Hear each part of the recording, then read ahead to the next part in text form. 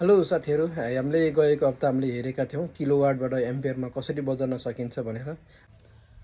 आज हामी हेर्नेछौँ 1500 वाटको हिटरले 4 घन्टामा कति बिजुली खपत गर्छ भन्ने विषयमा हामी हेर्नेछौँ। हामीसँग हिटर छ 1500 वाटको, डेली प्रयोग हुने समय छ 4 घन्टा अनि फर्मुला लागु हुन्छ वाट्स इन्टु आवर बाई 1000। यो 1000 भनेको त 1000 बराबर चाहिँ 1 युनिट हुन्छ।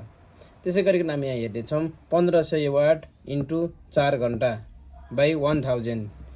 यसैले हामीले हिसाब गऱ्यौँ भनेदेखि चाहिँ 6000 भागा 1000 भयो। अनि यसैलाई हामीले तल टोटल युनिटमा निकाल्यौँ भनेदेखि चाहिँ 6 युनिट बिजुली खपत गर्दोरहेछ 1500 वाटको हिटरले 4 घन्टामा।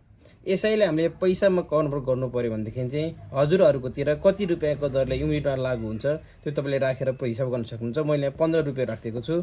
यो 15 रुपियाँको दरले 6 युनिटको चाहिँ जम्मा 90 रुपियाँ उठ्दो रहेछ। धन्यवाद।